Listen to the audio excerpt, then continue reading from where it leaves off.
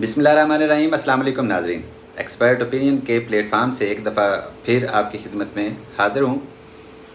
ایک وقفہ لیا اس سارے ویڈیو کی اپلوڈنگ کے دورانیے میں، کچھ ذاتی نجی مصروفیات کی بنا پر آپ سے ایک لمبا عرصہ انٹریکشن نہیں ہو سکا، لیکن آج ایک اسپیشل سا افسانہ پڑھا میں نے۔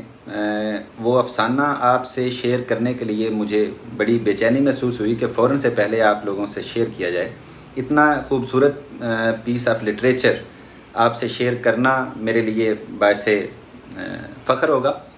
یہ ایتھوپین ادب ہے جس کو یہاں ہمارے لوکل ایک حمید رازی صاحب ہیں، انہوں نے اس کا ترجمہ کیا ہے، تو یہ آپ سے شیئر کرتا ہوں۔ اس پر آپ لوگوں کے کامنٹس اور آپ لوگوں کی جو رائے ہے یا اس افسانے کا جو ایک معاشرتی اثر آپ ہمارے یہاں معاشرے میں دیکھتے ہیں، اس پہ آپ کی رائے کو میں جاننے کے لیے بےتاب رہوں گا۔ تو آئیے ناظرین شروع کرتے ہیں۔ میں اس افسانے کو ہو بہو پڑھنے کی کوشش کروں گا تاکہ میرے اپنے کوئی ذاتی لفظ اس میں شامل نہ ہوں یا میرا کوئی ذاتی جیسچر شامل نہ ہو، تاکہ افسانے کا لطف جو ہے وہ دوبالا ہو سکے۔ تو شروع کرتے ہیں۔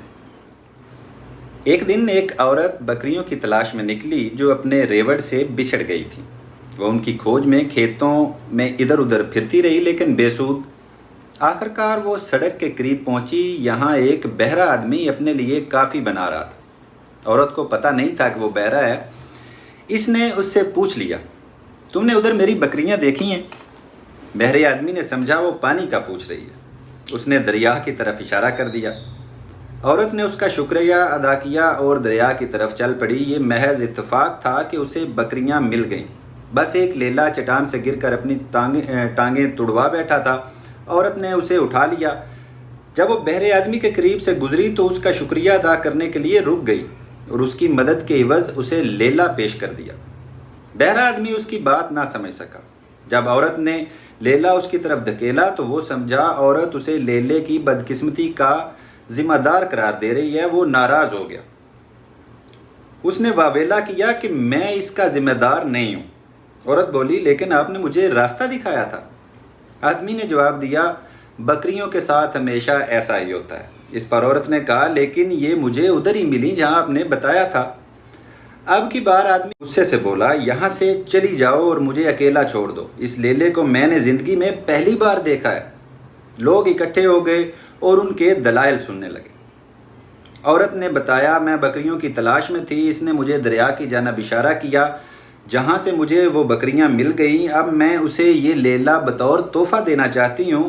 آگے سے آدمی غصے سے چیخا، تم میری توہین نہ کرو۔ میں نے اس کی ٹانگیں نہیں توڑی اور ساتھ ہی عورت کو تھپڑ رسید کر دیا۔ اب کہ عورت چیخی بولی، آپ دیکھ رہے ہیں اس نے مجھے مارا ہے۔ وہ مجمع سے پھر مخاطب ہوئی اور کہا، میں اسے جج کے پاس لے کے جاؤں گی۔ اس طرح وہ عورت اپنے بازوؤں میں لیلا اٹھائے، ساتھ میں بہرا آدمی اور تماشبین جج کی طرف چل پڑے۔ جج ان کی شکایت سننے گھر سے باہر آ گیا۔ پہلے عورت نے اپنا کیس پیش کیا، پھر آدمی نے اپنی داستان سنائی۔ آخر میں مجمع نے جج کو صورتحال بتائی۔ جج اپنا سر ہلاتا رہا۔ جج کی بھی نظر کمزور تھی۔ آخر اس نے اپنا ہاتھ اٹھایا اور سارے مجمع کو کہا، خاموش ہو جاؤ۔ بہرے آدمی کی طرح وہ بھی کچھ سمجھ تو نہ سکا کیونکہ اس کی نظر کمزور تھی، لیکن اس نے فیصلہ سنا دیا اور بولا، اس طرح کے گھریلو جھگڑے بادشاہ اور کلیسا کے لیے بے عزتی کا باعث ہیں۔ پھر اس نے اپنا رخ اس بہرے آدمی کی طرف موڑا اور کہا، اپنی بیوی سے برا سلوک کرنا چھوڑ دو۔ اب وہ عورت سے مخاطب ہوا، تم سست ہو گئی ہو اور اپنے میاں کو وقت پر کھانا دیا کرو۔ اس نے پیار سے لیلے کی طرف دیکھا جو عورت نے بازوؤں میں اٹھا رکھا تھا۔ جج اپنی کمزور نظر کی وجہ سے لیلے کو انسانی بچہ سمجھا اور بولا، خدا اسے لمبی عمر دے اور تم دونوں کے لیے خوشی کا باعث بنائے۔ یہ سن کر مجمع تتر بتر ہو گیا۔ عورت ہکی بکی رہ گئی اور لوگ اپنے گھروں کو روانہ ہو گئے۔ وہ ایک دوسرے کو جاتے ہوئے کہہ رہے تھے، واہ کیا فیصلہ ہے، اور یہ فیصلہ حاصل کرنے کے لیے ہمیں کتنا فاصلہ طے کرنا پڑا۔ تو ناظرین، یہ ایک ایتھوپین زبان کا افسانہ جسے اردو میں ترجمہ کیا گیا ہے وہ آپ کی خدمت میں پیش کیا ہے۔